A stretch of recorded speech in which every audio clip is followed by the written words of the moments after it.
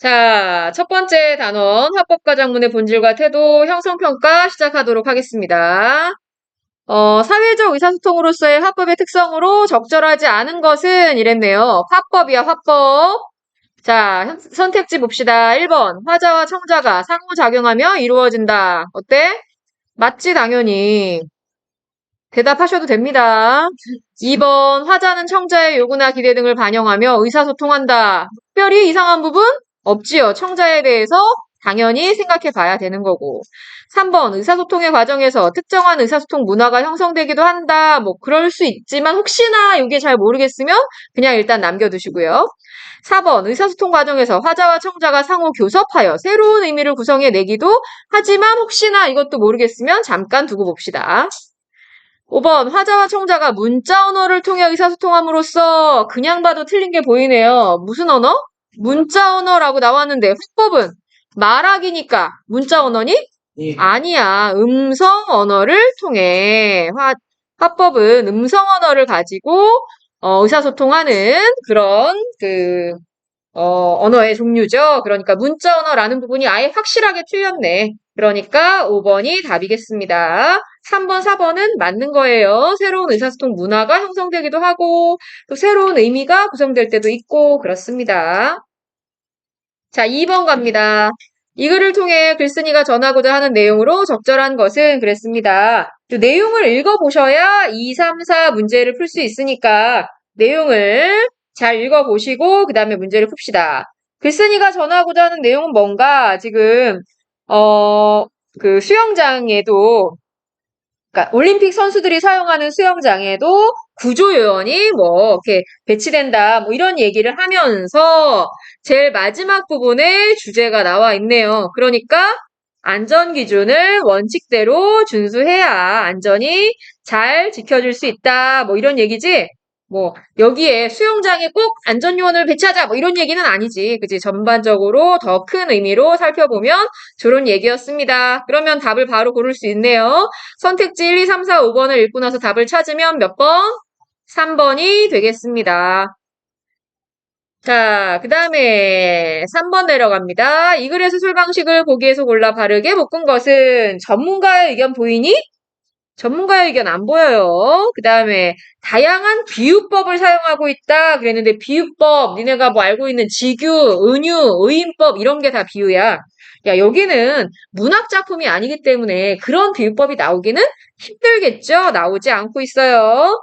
그 다음에 우리 사회의 문제점과 그에 대한 해결 방안 제시. 어차피 두 가지니까 기억 니은이 아니라면 디귿 리을은 들어가야 될 건데요. 그래도 한번 읽어보면 문제점, 뭐 그 안전에 대해서 안전 불감증 이런 게 있으니까 안전 기준을 좀 잘 지켜야 된다. 그래서 해결 방안으로 안전 기준을 원칙대로 준수해야 안전이 잘 지켜진다. 뭐 이런 얘기가 해결 방안도 나와 있으니까 맞고요.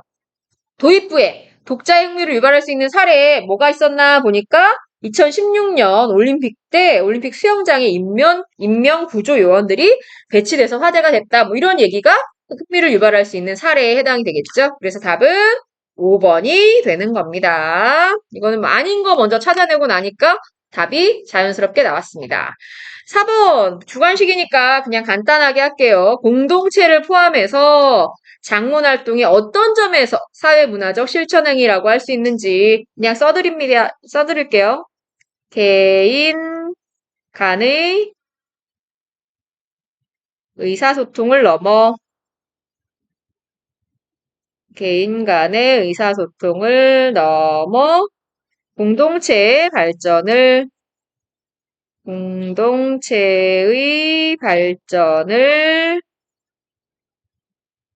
도모한다는 점에서 사회문화적 실천행위다. 이 옆에 글 같은 경우에도 공동체의 발전을 위해 뭔가 우리 사회의 안전을 지키기 위해 이런 글을 쓴 거잖아요. 그러니까 그냥 개인의 어떤 의견이라기보다는 공동체의 발전을 도모하는 그런 글도 장문에서는 많이 나오니까 그러니까 장문을 사회문화적 실천행위다라고 부른다는 거예요. 그래서 4번도 주관식이지만 간단히 답을 써봤습니다. 자, 다음에 5번부터 7번까지의 내용이 나와 있는데 이거는 그냥 자기의 어떤 뭐 일기문 수필 같은 뭐 이런 자기의 느낌을 적은 글이라고, 과거의 경험과 느낌을 적은 글이라고 볼 수 있습니다. 자, 그러면, 미안. 5번부터 한번 다시 볼게요. 이 글의 내용과 일치하지 않는 것은, 하나하나 찾으셔야 돼요. 이런 경우에는 요 글의 내용이 있나 하나하나 찾아보면, 광주에서 살았대? 어디에서 나오냐? 광주에서 중학교를 다녔다는 얘기는 여기 바로 나에서 나와요. 나는 시골에서 광주로 중학교 진학을 했다. 뭐 이런 얘기가 나 부분에 나와 있었고요. 글쓴이의 손에는 세 종류의 흉터가 있다. 네, 그래서 뭐 그 흉터에 대한 얘기가 여기 있네. 아니, 세 종류의 흉터가 있다 그랬는데 그 가 부분에 보면 초등학교 1학년 때 이런 흉터, 5학년 때 이런 흉터, 그다음에 뭐 나중에 고등학교 때 뭐 이런 흉터, 그래서 세 종류의 흉터가 있다고 가에서 나와 있습니다. 아까는 나에서 나와 있었고요. 그다음에 글쓴이는 초등학교 때 도둑나무 하러 다녔대. 도둑나무가 뭐냐면 남의 산으로 나무를 하러 간 걸, 자기 산이 아닌 남의 산으로 나무를 하러 간 걸 얘기하는데, 여기 보면은 조급한 도둑톱질 끝에 어쩌고저쩌고 막 이러면서 남의 산으로 나무를 하러 갔다 뭐 이런 얘기가 있잖아요. 이것도 가에서 찾을 수가 있습니다. 그다음에 4번, 글쓴이는 고등학교 때 흉터의 참된 의미를 깨달았다. 고등학교 때 깨달았다고 나왔니? 네, 고등학교 때가 아니라 지금 이 글을 쭉 읽어보면 고등학교 때는 오히려 막 굉장히 창피했는데, 근데 직장에 들어가서 직장에 한 나이 든 선배님이랑 얘기를 하는 걸 보면서, 얘기를 하면서, 아, 이게 숨겨야 되는 건 아니구나라는 걸 깨달았다고 나왔지. 그러니까 직장 다닐 때 흉터의 참된 의미를 깨달았다라고 생각해 두셔야겠네요. 그래서 답이 4번입니다. 5번, 글쓴이는 흉터의 참된 의미를 알지 못하는 이들이 많은 현상이 아쉽게 느껴져서, 그래서 뭐 이제 이런 글을 쓰게 된 거죠. 마지막에 뭐 자기 흉터에 어쩌고저쩌고 우리 삶의 사랑의 창가를 함께 할 수 있기를 뭐 이런 얘기로 마무리한 거였습니다. 그래서 5번도 나와 있습니다. 다 나와 있는 걸 찾아보니 안 나와 있는 4번이 틀렸네요. 자, 6번. 글쓴이가 기억과 같이 생각하게 된 계기를 3어절로 쓰래. 기억 부분 보면은 흉터들과 볼품없는 손꼬리 거꾸로 아름답고 떳떳한 사랑과 은근한 자랑거리로 변해갔다라는 게, 이 내용인데요. 뭐, 왜 이렇게 생각하게 됐냐? 뭐, 이 직장에 나이 든 선배님과 얘기를 하다가 그 선배님께 이런 생각을 듣고 배우게 된 거겠지? 그래서 여기는 3어절로 쓰라 했으니까 직장 선배와의 대화 이 정도로 3어절로 쓸게요. 요런 정확하게 직장 선배와의 대화가 아니더라도 요런 내용으로 3어절을 맞춰서 쓰시면 다 맞습니다. 그 다음에 A와 B, A부터 E에 대한 설명으로 적절하지 않은 것. 사실 얘들아, 제가 이제 그 5번에서 7번 문제를 풀 때, 읽어 나가면서 요 7번 같은 건 푸시면 조금 시간이 줄어드니까요. 먼저 문제를 보시면서 7번 같은 건 읽어 나가면서 한번 풀어보세요. 자, A. 흉터들이 큰 부끄러움거리가 됐대. 그래서 흉터에 대한 글쓴이의 열등감이라고 표현을 했어요. 어때요? 맞지요? 자기 되게 부끄러워하고 자기가 남들보다 못하다고 생각하는 걸 열등감이라고 부르잖아요. 그래서 남들은 손이 깨끗한데 도예지 애들은 손이 깨끗한데 나는 손에 상처들이 많아. 너무 열등감이 느껴져. 뭐 이렇게 생각했잖아. 그지? 그다음에 B. 도예지 아이들의 희고 깨끗한 부드러운 손. 이거는 자기의 흉터를 부끄럽게 느끼게 된 이유. 비교해서 부끄럽게 느낀 거니까 맞고요. 그다음에 C. 그 손등에 나보다도 더 많은 상처 자국들이 수놓여 있다. 직장 선배가 아무래도 나보다 더 어려웠겠구나라고 생각할 수 있겠지요. C도 맞고요. D. 내 어려웠던 어린 시절의 모습.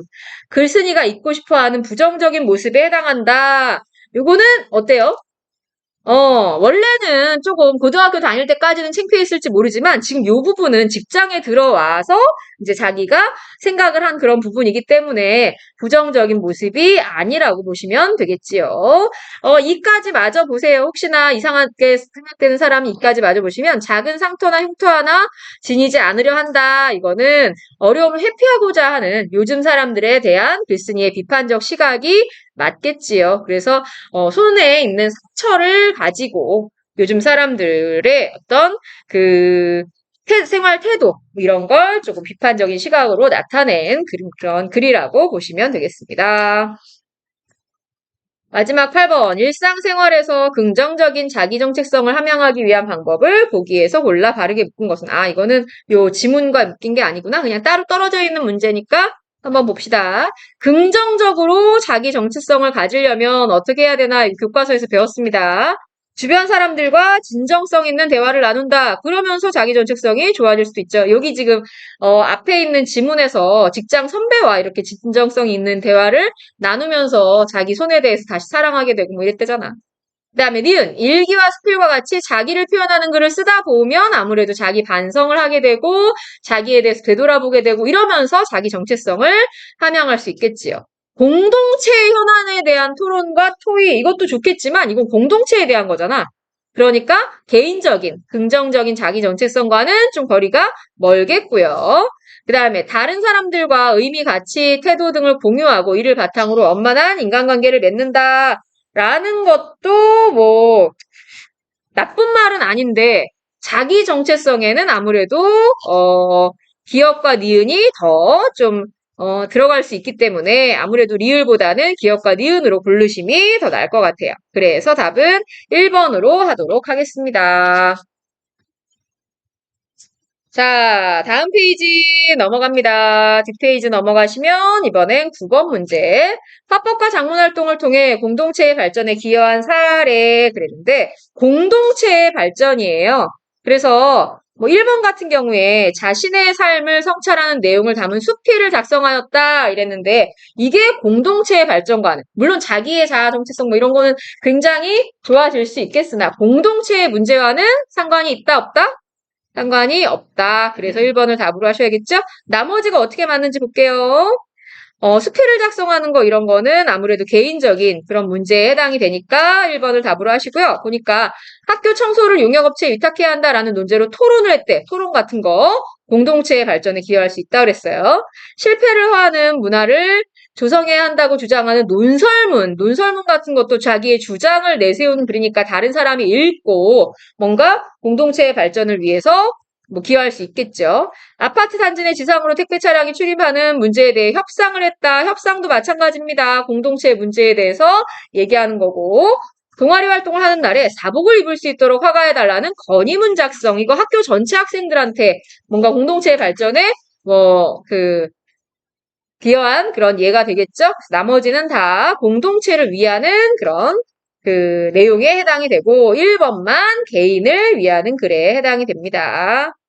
10번 다음 공익광고를 이해한 내용으로 적절하지 않은 것 이거 교과서에 이 내용 나왔을 때 제가 잠깐 보면서 이게 나는 겁으로밖에 안 읽히는데 이게 집으로도 읽히냐 뭐 이렇게 얘기했던 것 같은데요. 그 내용을 가지고 한번 틀린 걸 골라보도록 할게요. 1번 개인적 차원에서 이루어지는 화법과 작문활동에 해당한다 그랬는데 얘들아 이거는 공익광고예요. 지금 위에 너무 흐리게 보여서 잘 보이지 않을 텐데 책에 있는 요 그림 잠깐 다시 보시면 공익광고협의회라고 나옵니다. 공익광고 같은 경우에는 공적인 그런 문제에 대해서 나와 있는 거죠. 이 문제도 있네. 다음 공익광고라고 나왔으니까 공익광고는 개인적인 차원이 아니라 공적인 문제에 대해서 표현하는 게 공익광고이기 때문에 개인적인 차원에서 이루어지는 화법과 작문활동에 해당된다는 말이 틀린 말이겠죠. 바로 답이 나오네요.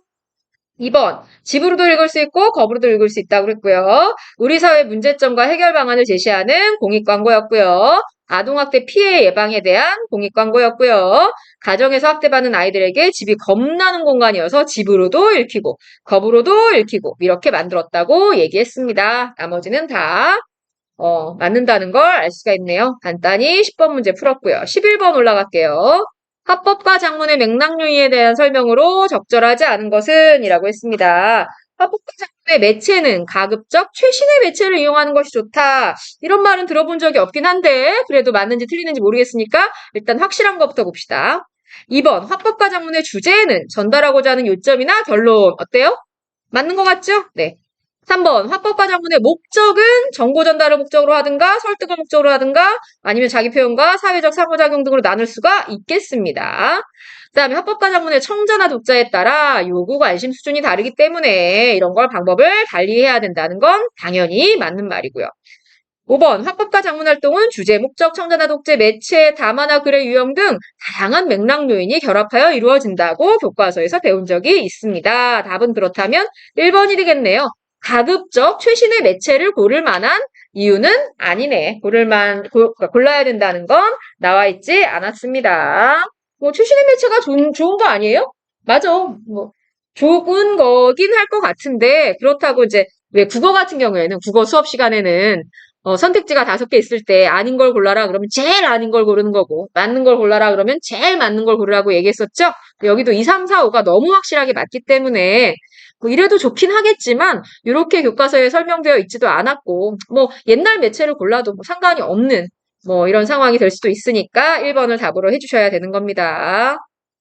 자, 12에서 14번 또 나가겠습니다. 국제 청소년 영화제에 대한 뭐 이렇게 내용이 쭉 나오네요. 그리고 나서 블로그에 글도 올렸습니다. 자, 블로그 글 한번 보시고 문제를 푸십시다. 가와 나를 비교한 내용으로 적절하지 않은 것. 가와 나는 모두 국제 청소년 영화제를 제재로 한 거 맞고요. 문제를 푸셨던 사람은 알 수 있습니다. 가와 나는 모두 불특정 다수를 예상 청자와 독자로 한다 그랬는데 가는 교내 방송에 땡땡 고등학교 친구들이라고 나왔으니까 불특정 다수가 아니라 땡땡 고등학교 친구들에 해당이 되겠지. 가는 불특정 다수가 아니야. 나는 불특정 다수일 수 있는데 블로그 글이니까 그 블로그를 들어오는 사람한테는 다 보여지는 거니까 나는 불특정 다수일 수 있지만 가가 아니기 때문에 모두라는 말이 틀렸네요. 모두 불특정 다수를 예상 청자와 독자로 한다 그랬으니까 모두가 틀려서 2번이 답이 되겠네. 자, 가의 목적은 정보 전달, 나의 주제는 감상 표현, 뭐 그럴 수 있고요. 가의 매체는 교내 방송, 나의 매체는 인터넷 블로그 그렇게 나와 있지요. 가의 주제는 국제 청소년 영화제, 나의 주제는 그거에 대한 감상. 가는 안내였고 나는 감상이었습니다. 뭐 이것도 내용을 읽어보신 분은 당연히 맞다는 걸 알 수 있을 겁니다. 그래서 12번의 답은 2번이 되는 겁니다. 13번 가의 내용과 일치하지 않는 것은 그랬어요. 가에서 이 내용을 찾아봐야겠지. 국제청소년 영화제 개막식은 네모네모 대학교에서 열렸다. 네 번째 줄에 보시면 개막식 행사가 열린 네모네모 대학교에 다녀왔는데요. 이런 표현이 들어있습니다. 본문에서 찾을 수 있고요. 동글동글 고등학교는 올해 처음으로 교내 영화제를 개최한다. 그랬는데 동글동글 고등학교가 밑에서 한 6번째 줄쯤에 올라가면 우리 학교에서도 올해 처음으로 교내 영화제가 열리는데요. 라는 표현이 나와 있습니다. 이것도 바로 찾을 수가 있어요. 3번 국제청소년 영화제는 이번 달 15일부터 29일까지 개최된다는 이야기는 3번째 줄에 바로 있네요. 오늘은 이번 달 15일부터 29일까지 개최되는 어쩌고저쩌고 하고 나옵니다. 찾을 수 있었어요. 4번 국제청소년 영화제는 전 세계 35개국 130여 편의 영화를 상영한다라는 건 6번째 줄쯤에 보면 전 세계 35개국 130편의 영화라고 그대로 찾을 수 있습니다. 동글동글 고등학교 영화제에는 청소년을 위한 영화와 영화 읽어주기 등 다양한 행사가 준비됐다고 그랬는데 청소년을 위한 영화와 영화 읽어주기는 동글동글 고등학교 영화제가 아니라 지금 여기 나온 국제청소년 영화제. 지금 국제청소년 영화제 설명하면서 거길 갔더니 이런 행사를 하고 있더라. 라고 나왔잖아요. 그러니까 국제청소년 영화제에서 이런 행사를 했다는 거지 동글동글 고등학교 영화제는 아니야. 아직 안 했어. 동글동글 고등학교는 앞으로 이제 올해 교내 영화제가 열릴 계획이니까 뭐 이런 걸 준비하기 위해서라도 갔다 와라 뭐 이런 얘기를 했던 거였지 이 동글동글 고등학교에서 한다는 얘기는 아니었습니다. 그래서 답은 5번을 찾을 수가 있겠죠. 자, 14번 올라갈게요. 나의 매체에 대한 설명. 나는 여기 블로그라고 나왔습니다. 블로그에 대해서 생각해 보시고 답을 찾으시면 되겠네요. 필자와 독자가 1대1이니? 아니야. 1대 다수로 만날 수도 있어. 필자가 독자에게 일방향적으로 내용을 전달한다. 여기 막 댓글 같은 거 붙고 이러면 댓글에 답해주고 이러면 일방향이 아니겠죠? 그 다음에 그림이나 사진을 덧붙여 내용을 전달할 수 있다? 당연하다. 블로그는 여러분들 여기도 사진 있잖아요. 그림이나 사진 붙일 수 있습니다. 4번 작성이 완료된 뒤에는 수정이나 삭제가 어렵다? 아니야. 붙일 수 있습니다. 필자와 독자가 의사소통하기 위해서 동일한 시간과 장소를 공유할 필요가 없지요. 댓글 달면 나중에 또 그 댓글에 답 달아줄 수도 있고 뭐 이런 거니까. 그래서 답은 3번이 됩니다. 마지막 15번 문제도 주관식인데요. 써드릴 테니까 보십시오. 맥락 요인을 고려해야 되는 이유는 맥락 요인에 따라 말하기나 글쓰기의 내용과 표현 방식이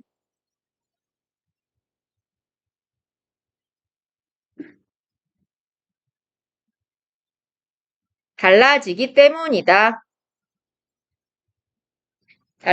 때문이다. 그래서 말하기나 글쓰기의 내용과 표현 방식이 달라지기 때문에 맥락 요인이 우리가 굉장히 중요하게 느껴지는구나 라는 걸 알 수 있었습니다. 그래서 형성평가 1번은 여기서 끝.